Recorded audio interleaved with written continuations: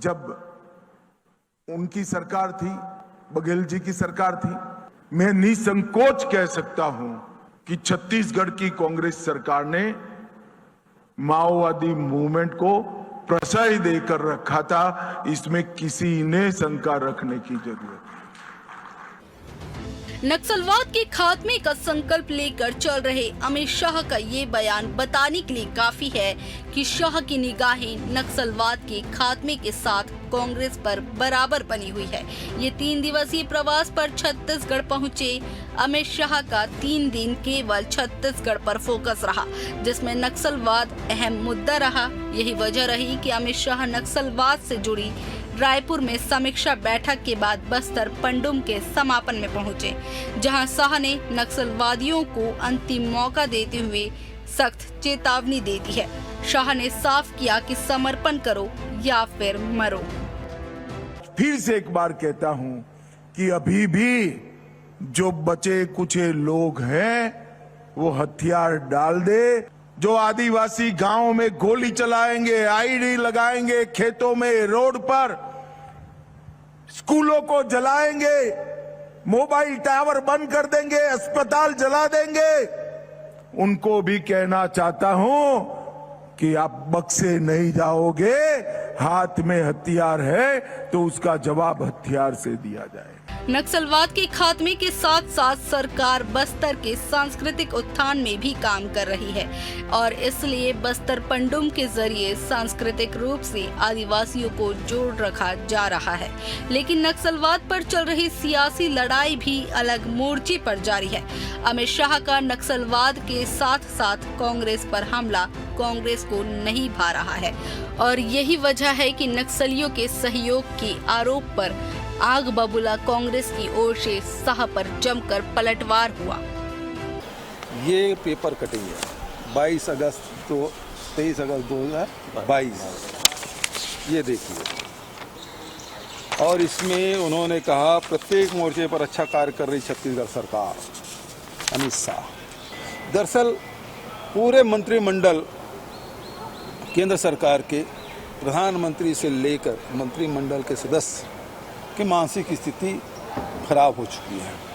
नक्सलवाद समाप्त तब माना जाएगा जब आप वहां से पैरामिलिट्री फोर्स विड्रॉ कर लेंगे, अन्यथा इस प्रकार से घोषणाओं का कोई मतलब नहीं है। मार्च कितना दिन बचा है? 50 दिन। इसमें एक कैंप कम नहीं कर पाएगा अमित शाह। कर पाएंगे क्या? नहीं कर पाएंगे। ये झूठी घोषणा है। लेकिन हाँ, हम भी चाहते हैं कि नक्सलवाद समाप्त हो, इसलिए हम लोग कुछ बोलते नहीं।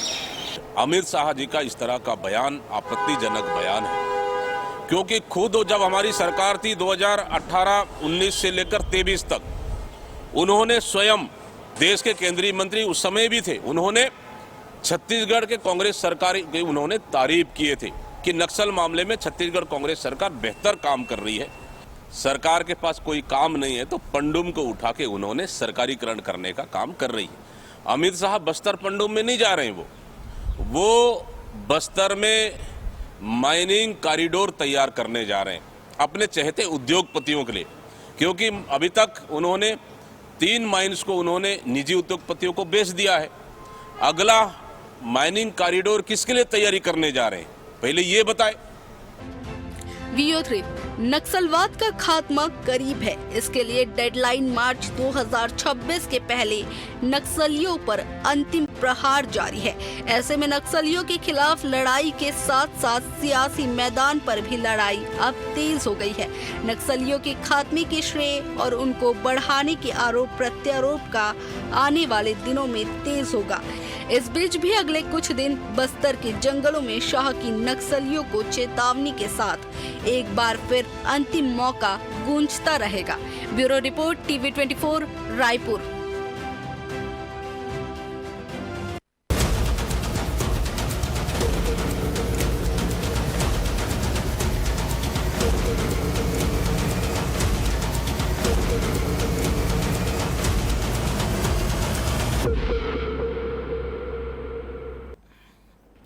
नमस्कार, मैं हूं मोहन तिवारी। आज के मुद्दे में आपका स्वागत है और आज का मुद्दा हमारा आधारित है बस्तर पंडुम से निकली उस आवाज पर जिसे कहा जा रहा है नक्सलियों के लिए अंतिम मौका। डेडलाइन करीब है और 2026 की मार्च के आखिरी महीने में ये डेडलाइन ख़त्म होगी जब नक्सलियों के खात्मे की अंतिम खबर हमें मिलेगी। और जब ये दावा सरकार की ओर से किया जा रहा है तो नक्सली खात्मे के साथ साथ सियासत शुरू हो गई है, क्योंकि श्रेय भी लिया जा रहा है और दोषी भी ठहराया जा रहा है। और इसी पर आज की हमारी डिबेट है, क्योंकि अमित शाह ने सीधा आरोप कांग्रेस पर लगाया है कि नक्सलवाद के पीछे कांग्रेस है। क्या ऐसा है? इसी पर आज चर्चा करेंगे और ये भी जानेंगे कि अंतिम मौका नक्सलियों को जब मिला है तो आखिर होने क्या जा रहा है। चर्चा शुरू करते हैं, उससे पहले मिल लेते हैं उन मेहमानों से जो इस चर्चा में हमारे साथ रहेंगे। हम बहुत स्वागत करेंगे। हमारे साथ मौजूद हैं हमारे स्टूडियो में कांग्रेस का पक्ष रखने के लिए नक्सलवाद के दंश को करीब से देख चुके कांग्रेस के नेता शिव सिंह ठाकुर जी, बहुत स्वागत है आपका। बीजेपी का पक्ष रखेंगे वासु शर्मा जी, बहुत स्वागत करेंगे आपका। और इस पूरे मामले में एक नज़रिया अलग से राजनीतिक विश्लेषण का रखेंगे संजीव पचौरी जी, बहुत स्वागत करेंगे आपका। तो तीनों मेहमान हमारे साथ मौजूद हैं। जैसे कि हमने बताया कि अमित शाह ने पहले 3 दिन का दौरा तय किया, जिसमें एक दिन समीक्षा में पूरी तरीके से समय दिया और आज वो बस्तर पहुंचकर उन्होंने हुंकार भरी, जिसमें नक्सलियों को अंतिम चेतावनी थी। क्या है इसका मायने, पहले जान लेते हैं पचौरी जी से। पचौरी जी, आज के भाषण के बाद क्या संदेश गया होगा? नक्सली बचे खुचे भी अब समर्पण करेंगे, ये माना जाए? देखिए, नक्सलवादियों के बीच में लगातार सरकारी संदेश पहुंचाने की कोशिश कर रही है कि आप हथियार डाल दीजिए, आपके पुनर्वास की व्यवस्था की जाएगी। और काफी बड़ी तादाद में समर्पण भी हुआ है, हथियार भी छोड़े नक्सलियों ने। और भी नक्सलियों के जो कुछ ग्रुप हैं उनमें फूट भी पड़ चुकी है इस बात को लेकर के। और निश्चित तौर पर उनको लग रहा है कि अब और कोई रास्ता है नहीं, या तो मरो की स्थिति है या फिर समर्पण करो की स्थिति है। अब इन दोनों स्थितियों में उनके पास एक ही चारा बचता है कि वो सही समय पर आकर समर्पण कर दें, ताकि बस्तर में एक शांति बनी रहे। और दूसरी बात यह है कि अब बस्तर के जो लोग हैं, बस्तर का जो अंदर का क्षेत्र है, वो भी नक्सलियों से ऊब गए हैं। और नक्सलवादी विचारधारा पिछले सरकार जो पिछले 20 साल से लगातार काम कर रही है नक्सली क्षेत्रों में, शिक्षा के क्षेत्र में, पहुंच बहीन सड़क बनाने के क्षेत्र में प्रशासन की पहुंच बेहतर बना रही है, उससे फायदा ये मिला है कि अब जो विचार था, नक्सली विचार था, जो वो युवाओं में, आज के युवाओं में नहीं रह गया वो काफी हद तक, क्योंकि वो स्कूल जा रहे हैं, कॉलेज जा रहे हैं, वो दूसरी तैयारियां कर रहे हैं, बिजनेस कर रहे हैं, जनप्रतिनिधि बन रहे हैं, सरपंच बन रहे हैं। तो अब वो पहले वाली जो स्थिति थी कि नक्सलवाद को लेकर के मन की जो विचार हुआ करता था, खत्म हो गया है लगभग। और सरकार अभी बताने की कोशिश कर रही है कि सरकार को आदिवासियों के, उनके क्षेत्र के संस्कृति से, उनके तीज त्योहारों से, उनकी जो मान्यताएं हैं, सांस्कृतिक धार्मिक मान्यताएं उनकी हैं, उनको भी सरकार पूरी तरह से संरक्षित करेगी, उनको डेवलप करेगी। ये जो पंडुम हो रहा है वो इसी बात का संकेत भी है। और उन्होंने, आप जो बीच में बात आई थी कि कैंप हटेंगे कि नहीं हटेंगे, देखिए अभी मुझे जो जानकारी मिली थी, रायपुर में बैठक हुई थी, बहुत बड़ी बैठक हुई है, उसमें ये बात उठी है, अमित शाह जी ने बोला है कि धीरे धीरे कैंप को हमको हटाना है। और इसीलिए उन्होंने स्थानीय पुलिस को निर्देश दिए कि आप अपने लोकल लेवल पर, आप जो आपके पास फोर्स है, जो डीआरजी है, उसको आप और मजबूत कीजिए, क्योंकि आने वाले समय में सीआरपीएफ वापस जाएगी यहाँ से। तो इसमें कोई दो राय नहीं है कि भारतीय जनता पार्टी की सरकार या कि केंद्र सरकार नक्सलवाद को लेकर के पहले भी गंभीर रही है। रमन सिंह के शासनकाल में भी काफी कुछ काम हुआ है इस क्षेत्र में, जैसे कि डीआरजी बनाया गया, जंगलबाग कॉलेज खोला गया और स्ट्रॉबा को भी सपोर्ट किया गया था। तो जहां तक मेरा अपना सोच है कि भारतीय जनता पार्टी सरकार ने नक्सलवाद को लेकर के पूरी गंभीरता दिखाई है और आज भी गंभीर है। और 31 मार्च ना सही, मैं समझता हूँ 3-4 महीने और आगे बढ़ा दिया जाए मामले को, तो कहीं ना कहीं अब वो स्थितियां आ जाएंगी कि नक्सलवाद को अंतिम विदाई मिल जाएगी बस पर। ठीक है, चलिए, तो एक स्ट्रेटेजी के तहत जो काम हो रहा था उस पर आगे बढ़ती हुई सरकार दिख रही है, लेकिन जैसे जैसे वो लक्ष्य पार हो रहा है या पास आ रहा है तो राजनीति भी शुरू हो गई है। और अब जब कांग्रेस पर अमित शाह ने आरोप लगा दिया है तो कांग्रेस भी जवाबी हमले के लिए तैयार है, क्योंकि एक बार तारीफ भी कर चुके हैं काम की अमित शाह। क्या है इसकी वजह, पहले जान लेते हैं शिव सिंह ठाकुर जी से और उनसे सीधा सवाल करते हैं कि शिव जी, अब परिस्थितियां बदलेंगी और लड़ाई जो मोर्चे पे हो रही थी वो अब राजधानी में होंगी, राजनीतिक गलियारों में होंगी, और ये आरोप आप लोग को झेलना पड़ेगा कि बढ़ाया तो आप लोग ने था, और ये बार मुद्दा बना रही है बीजेपी। अमित शाह के बयान से भी झलक गया ये सब।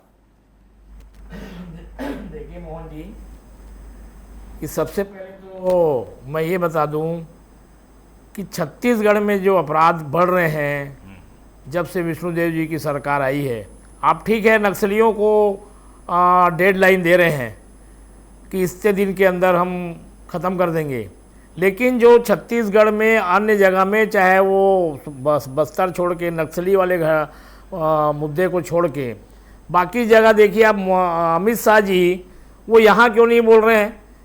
यहाँ पे जो है कई दिनों से जो है डीएड के जो अभ्यर्थी 30-40 दिनों से धरने पे बैठे हुए हैं अपने मांगों को लेकर। केंद्रीय गृह मंत्री अरे है। उसको भी तो हल करिए। अरे ये भी तो समस्या है केंद्रीय, तो यहाँ हल करेंगे ये समस्या नहीं है क्या है। अरे मोदी जी इस पर भी तो कुछ बोलिए। केवल नक्सली के बस्तर में ही क्यों गए हो? इसके पीछे क्या कारण है? अरे पहले यहाँ पे जो डीएड के अभ्यर्थी बैठे हुए हैं, यहाँ पे रसोइया संघ के जो महिलाएं बेचारी बैठी हुई है, दो महिलाएं खत्म हो गई जिनको एम्बुलेंस सरकार, विष्णुदेव जी की सरकार एम्बुलेंस उपलब्ध नहीं करा रही है, उनके साथ अन्याय हो रहा है। दो बच्चियों के साथ अपहरण करके उनके, ये इसको कौन बोलेगा?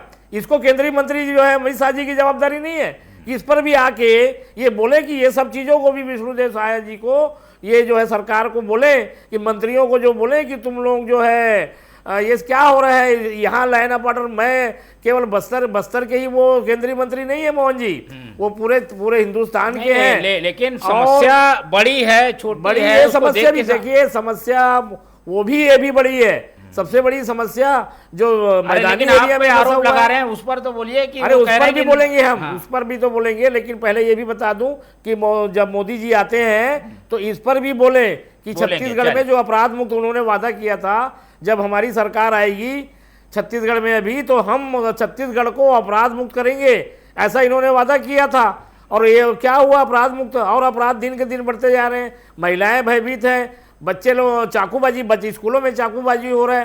तो ये सब चीज़ बोल रहा हूँ। दूसरा चीज़ बताया, हमारे पूर्व मुख्यमंत्री भूपेश बघेल जी ने बता दिया कि जिस प्रकार से भारतीय जनता पार्टी के नेता झूठ बोल रहे हैं कि अब जब भूपेश जी की सरकार थी तब नक्सली घटनाओं में कमी आया, और उसके बाद शुरुआत वहीं से हुई थी।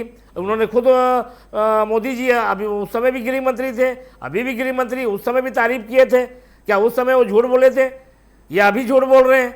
तो वो हुआ। उसके बाद हमारे प्रदेश अध्यक्ष जी ने कहा है कि वो कॉरिडोर बना रहे, 3 माइंस को अपने चहेते उद्योगपतियों को दे दिए हैं और कॉरिडोर बना रहे। केवल बस्तर आ रहे हैं, बस्तर पे ही ध्यान लगा रहे हैं। इसका कारण क्या है पीछे? चलिए, इसको भी समझना पड़ेगा मोहन जी। चलिए, मेन सवाल आप गोल कर गए, लेकिन इसका जवाब हम वासु जी से लेते हैं। वासु जी, ये समय नहीं है कि किसी को आरोपी ठहराया जाए, और सरकारें सबकी रही हैं, कांग्रेस की भी रही है, बीजेपी की भी रही है, फिर कांग्रेस की रही है, फिर बीजेपी की आ गई। कांग्रेस पर ऐसा आरोप लगाना कितना उचित है कि भाई नक्सलवाद तो सबके समय में बढ़ा, पला फला, आरोप क्यों लगा रहे हैं आप लोग कांग्रेस पर? मोहन जी, देश के गृह मंत्री जब दृढ़ इच्छा शक्ति से कह रहे हैं कि हम अभी बने हुए सरकार छत्तीसगढ़ में भारतीय जनता पार्टी के 2 साल हुए, और हमने पहले दिन से जब से चुनाव लड़ा था कहा था कि हमारी सरकार बनेगी, डबल इंजन की सरकार बनेगी, तो हम तेजी से नक्सलवाद को समाप्त करेंगे। उस दिशा में लगातार काम हो रहा है। और जहां तक अमित शाह जी ने कल बात कही, बिल्कुल सही कहा अमित शाह जी ने। अमित शाह जी ने कहा कि मेरे गृह मंत्री रहते रहते मैं इस बात को पुख्ता करता हूं, इसमें कहीं पर भी कोई संशय नहीं। और क्यों कह रहे हो ऐसा? भाई जब आपकी बात हुई, जब वो भी उस समय चाहते थे कि 5 साल कांग्रेस के शासन थे, इसमें भारतीय जनता पार्टी कांग्रेस नहीं, जैसे भूपेश बघेल जी कह रहे हैं आपके चैनल में, हम भी चाहते हैं नक्सलवाद समाप्त हो। तो आपने क्या कदम उठाए? राज्य सरकार ने क्या कदम उठाए? कोई को बताना चाहिए, ये नहीं बताना चाहिए पेपर कटिंग से कुछ नहीं होगा। आपने कुछ काम किया है तो वो दिखाना चाहिए पेपर के माध्यम से, भाई इतने गांव को नक्सली मुक्त कर दिया, इतने लोग सरेंडर हो गए, इतने लोग के एनकाउंटर में मार गिराया गया। ये डेटा कांग्रेस के पास नहीं है। इनके समय में कांकेर तक आके नक्सली लोगों को मार के चले जाते थे भैया, कांग्रेस पार्टी को याद है कि नहीं है? और जहां तक लॉजिस्टिक सपोर्ट की बात आती है मोहन जी, अमित शाह जी ने पहले भी कहा था और अभी भी कह रहे हैं कि लॉजिस्टिक सपोर्ट की जब बारी आती थी तो राज्य की सरकार उस समय ढुलबी रवैया अपनाती थी। कैंप खोलने की बात थी, कैंप खोलना रहा था। इन्होंने क्या किया इनके सरकार के समय, पहले जो बड़े कैंप होते थे उनको छोटा कर दिया और जहां पर 3-4 कैंप की जरूरत थी वहां एक कैंप खोल के वहां पर खत्म कर दिया। तो बहुत सारे ऐसे मामले टेक्निकल मामले हैं जिसमें कांग्रेस सरकार ने केंद्र सरकार का साथ नहीं दिया। और उस समय भी मनमोहन सिंह जी की सरकार थी। मोहन जी, आपने देखा होगा 2-3 माह पूर्व जब नंकी राम कंवर जी ने बात कही थी कि भाई हम उस समय भी चाहते थे कि छत्तीसगढ़ से जल्द नक्सल सफाया हो, हमने टीम की मांग की, हमने स्वदेशी सपोर्ट की मांग की, तो केंद्र सरकार ने उस समय कोई ध्यान नहीं दिया। यानी कई सालों तक राज करने के बाद भी नक्सलवाद बस्तर से समाप्त नहीं हुआ। यही 2000 मोहन जी, एक थोड़ा सा बैक चीज बोलना चाह रहा हूं, 2014 के पहले 125 जिलों में जो नक्सली हुआ करते थे, अब मात्र 11 जिलों में बच गए, वो भी समाप्ति की ओर हैं। तो ये दिखाता है डीडी छत्तीस नरेंद्र मोदी जी, अमित शाह जी के बनने के बाद लगातार नक्सल मोर्चों में काम हुआ है। तब हम कहने की स्थिति में है कि मार्च 2026 तक नक्सलवाद इस देश से समाप्त हो जाएगा। नहीं, लेकिन ये कुछ नीतिगत बातें हैं और इन्हें अलग अलग पैमाने पे तोलना चाहिए। कांग्रेस को कहाँ से इसमें इन्वॉल्व कर रहे हैं कि भाई नक्सलवाद को उसने बढ़ाया? क्या उसने बंदूक दे दी? क्या उसने उनको बोला कि गोली मारी है? कांग्रेस की भूमिका को आप लोग ऐसे संदेह में क्यों राजनीतिक लाभ के लिए कर रहे हैं? राजनीति लाभ नहीं है मोहन जी, जो व्यवस्था होनी थी, कांग्रेस ने इस देश में 50 साल राज किया। नक्सलवाद का इतिहास भी बहुत पुराना है। अगर ये इनकी दृढ़ इच्छा शक्ति, जैसे केंद्र आज की सरकार, केंद्र सरकार अमेरिका के 2 साल के अंदर आपने देखा होगा काफी बेहतर काम करके दिखाया, तो 50 साल में कांग्रेस इस देश से नक्सलवाद समाप्त नहीं कर पाई। वो प्रधानमंत्री मोदी जी और अमित शाह जी के गृह मंत्री बनने के बाद क्यों ये बात आ रही है कि हम नक्सलवाद को समाप्त कर देंगे? 50 साल तक कांग्रेस पार्टी क्या कर रही थी? हमारे ग्रामीण अंचल आदिवासी भाई बहन कितने प्रताड़ित थे नक्सल से, नक्सल लोगों, नक्सल के विचारधारा से। अब तो ये स्पष्ट रूप से दिखाता है कि कहीं ना कहीं इसको डुलबुल रवैया अपनाया गया और कहीं ना कहीं संरक्षण भी दिया गया। तब वो 125 जिले मोहन जी, वो तो और अगर पीछे जाओगे तो बहुत सारे, अब अमित शाह जी ने, कल आप भी उस वहां पर मौजूद थे, अमित शाह, बहुत सारे कारण बताए जाते थे इतिहास में नक्सलवाद के, कि नक्सलवाद क्योंकि बस्तर में इसलिए फैल गया क्योंकि लॉ और ऑर्डर की सिचुएशन उस समय खराब थी, इसलिए नक्सलवाद फैल गया। अमित शाह ने उदाहरण देके भी इस बात को स्पष्ट किया कि अगर उस समय का आप डेटा देखेंगे, अगर लॉ एंड ऑर्डर का नक्सली वहां पर आ गए तो उस समय यूपी बिहार की स्थिति तो बहुत बुरी थी, तो वहां नक्सलवाद क्यों नहीं फैला भाई? उस स्थिति में जब होना चाहिए तो उस स्थिति में वहां पर तो नहीं फैला, जैसे बस्तर को क्यों टारगेट किया गया? तो ये विचारधारा है और उसको जो बढ़ावा मिला उस समय की सरकार ने उसको वहीं पर नहीं रोका, तो निश्चित रूप से वो बढ़ा और आज खत्म होने की स्थिति में तब आया है जब प्रधानमंत्री मोदी जी और अमित शाह जी लगातार इस ओर काम किए। ठीक है, शिव सिंह ठाकुर जी, आप समझ में आ गया होगा कि आप लोगों को क्यों दोषी ठहराया जा रहा है, कैसे बताया जा रहा है कि आप लोग इसमें इन्वॉल्व हैं, इनके पीछे हैं, और ऐसे आरोपों पर कांग्रेस चुप है। अरे मोहन जी, 15 साल डॉक्टर रमन सिंह जी की सरकार थी, 15 साल उसके और उसके बाद 5 साल अटल बिहारी वाजपेयी जी की, अपना क्यों बच रहे हैं? 5 साल अटल बिहारी वाजपेयी जी की सरकार थी, उस वक्त आपने क्या किया, प्रयास किया? डॉक्टर मनमोहन डॉक्टर रमन सिंह जी की सरकार थी 10 साल, 15 साल, उन्होंने क्या किया? और बल्कि डॉक्टर रमन सिंह जी की सरकार में और बढ़ गया, जबकि भूपेश बघेल जी की सरकार में 4 जिलों में सिमट गए थे, 4 जिलों में सिमट गए थे, और उन्होंने भी, भूपेश बघेल जी ने भी 2 जिले में हो गए ऐसा, अब 2 जिले में सिमट गए हैं। अब ये तो अभी डबल इंजन की सरकार, इन्होंने जो 31 मार्च तक बोले हैं ना, हम देख रहे हैं अभी कि जो फोर्स को अभी एक भी जो है उसको खाली नहीं किया गया, फोर्स भेजा नहीं गया है। मैं तो ये मोहन और जी, उसके बाद ये पूछ लीजिए, इनके गृह मंत्री जी बस्तर के जहां नक्सल मूवमेंट गांव था, तो इनके गृह मंत्री और मुख्यमंत्री कब उस गांव में गए और आदिवासियों से मिले, ये पूछिए ना। आज देश का गृह मंत्री उस इलाकों में पहुंच रहा है जहां नक्सलियों का खौफ हुआ करता था, और राज्य का गृह मंत्री बाइक पे दौरा कर रहा है। ये स्पष्ट है कि हम नियत के साथ काम कर रहे हैं, नक्सलवाद समाप्त करने के लिए काम कर रहे हैं। आप मेरे मौके में आप बोलोगे तो कैसे चलेगा? लेकिन स्पष्ट कीजिए आप बात। नहीं, वो तो एंकर जी बताएंगे, मैं वो भाई मेरे को मौका मिला है, मुझे बोलने दीजिए, आप अपने मौके में बोलिए, नहीं तो डिबेट का मजा नहीं रहेगा। तो देखिए मोहन जी, हमारी सरकार थी, 4 जिलों में भूपेश बघेल जी की सरकार ने सिमटा दिया था, और उन्होंने खुद आदेश किया था फोर्स को कि नक्सलियों को जो है उनको विचारधारा जो है कि उनको समाप्त करके सरेंडर करें, नहीं तो वो भी गोली का शिकार हो, इनकाउंटर का उन्होंने भी आदेश दिया था। इसलिए उस समय भी नक्सली जो है मांद में घुस गए थे। भूपेश जी ने कहा था कि मांद में घुस के मारना, तो हम भी नक्सलियों को समाप्त करना हम भी चाहते हैं, क्योंकि हमारे बड़े शीर्ष नेता इसमें जो है पूरे जान गंवाए हैं, जिसमें मैं खुद मुझे भी गोली लगी है नक्सलियों। हम भी चाहते हैं कि नक्सली समस्या समाप्त हो, लेकिन उस विचारधारा को भी समाप्त करना पड़ेगा। क्या नक्सलियों की जो विचारधारा है उसको समाप्त करने के लिए आप क्या कर रहे हैं? नक्सली से बंदूक तो आप सरेंडर करवा दे रहे हैं, वो सरेंडर कर दे रहे हैं, लेकिन उस विचारधारा को भी समाप्त होना चाहिए, नहीं तो फिर नक्सली जो है उठ खड़े होंगे। तो वो उस विचारधारा को खत्म करो। और जिस प्रकार से नक्सलियों के भी बीच में जो सरेंडर किए थे उनके घरों को उजाड़ दिया गया, उनके जो है घरों को बुलडोजर से गिरा दिया जा रहा है। इस प्रकार से जो हो रहा है, इसको जो है, इससे अमानवीय जो घटनाएं हो रही है, इसको भी रोका जाना चाहिए। जो नक्सली फिर से चलिए, ये भी एक चिंता का विषय है। पचौरी जी, इस राजनीति को कैसे देखते हैं आप? ये एक अब आने वाले समय में शुरू होने वाली राजनीति है, क्योंकि जब नक्सलवाद खत्म होगा तो फिर इसी सब बात पे चर्चा होगी कि किसने बढ़ाया था। देखिए, मैं नक्सलवाद को लगभग 45 साल से देख रहा हूँ, सुन रहा हूँ, समझ रहा हूँ। ये जब मध्य प्रदेश हुआ करता था, उस समय बस्तर को जैसे सौतेला कोई बेटा होता है जिससे नफरत की जाती है, उस स्थिति में रखा गया था बस्तर का इतना बुरा हाल था उस समय। ये सवाल सिर्फ रमन सिंह की सरकार या भूपेश बघेल सरकार का नहीं है। ये पूरी जो समस्या पैदा हुई है, ये इसको बढ़ावा जो मिला है, कुछ संरक्षण मिला है, वो मध्य प्रदेश हुआ करता था उस समय से मिला है ये सब कुछ।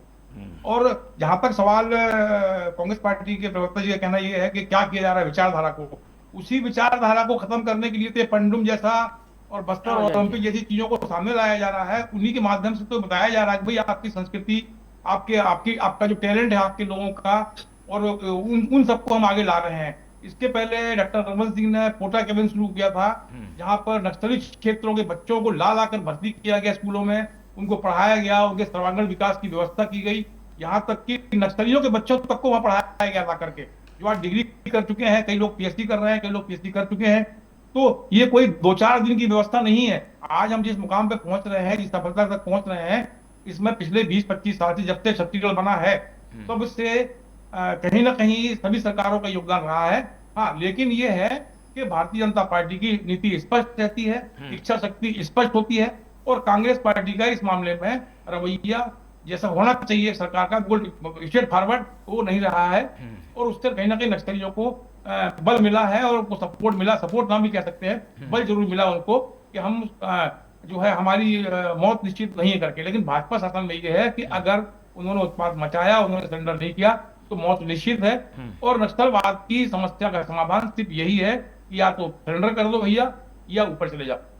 ठीक है, बिल्कुल अंतिम चेतावनी जब दे दी है, ये तो सबके लिए अच्छी बात है कि अब नक्सलवाद हमारे प्रदेश से वापस चला जाएगा। लेकिन वासु जी, इस नक्सलवाद को ख़त्म करने के प्रयास में आप लोग कहीं कांग्रेस पर इस तरीके के आरोप तो नहीं लगा दे रहे कि भाई राजनीतिक लाभ हो जाए, एजेंडा एक सेट कर रही है बीजेपी?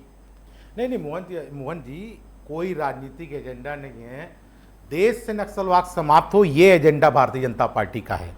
नक्सलवाद देश से समाप्त हो, क्योंकि छत्तीसगढ़ ने सबसे ज्यादा तंज झेला है इस नक्सलवाद का, क्योंकि बस्तर के आदिवासी भाई बहन आज ऐसे ऐसे इलाके थे मोहन जी जो अभी नक्सल मुक्त हुए हैं, जान के हैरानी होगी, लोग वहां मोबाइल क्या होता है, टीवी क्या होता है, यानी उनके आंखों में भाव नहीं है। सरकार रही है नहीं, निश्चित रूप से मैं कह रहा हूं, वही तो कह रहा हूं मोहन जी कि दृढ़ इच्छा शक्ति से काम नहीं हो पाया, क्योंकि सेंट्रल गवर्नमेंट उसमें कांग्रेस की सरकार हुआ करती थी। अभी दोनों सरकार ने मिलकर रणनीति तैयार की, तब जाके ये पॉसिबल हो सका कि लगातार हम काम कर रहे हैं। और उसके बाद उसी स्थिति दो चार बात बिल्कुल इनकी बात भी सही है कि हम तो बंदूक वाले नक्सलियों को खत्म कर देंगे, लेकिन विचारधारा कैसे समाप्त होगा, ये बड़ा सवाल है। कल अमित शाह जी ने भी इस बात को स्पष्ट किया, हमको विचारधारा के लिए जनता को भी जागरूक होना पड़ेगा, आदिवासी भाई बहनों को भी जागरूक होना पड़ेगा। जैसे वरिष्ठ पत्रकार संजीव जी ने कहा कि इसीलिए बस्तर ओलंपिक ऐसे संस्कृति को वहां के बढ़ावा दिया जा रहा है, और देश के गृह मंत्री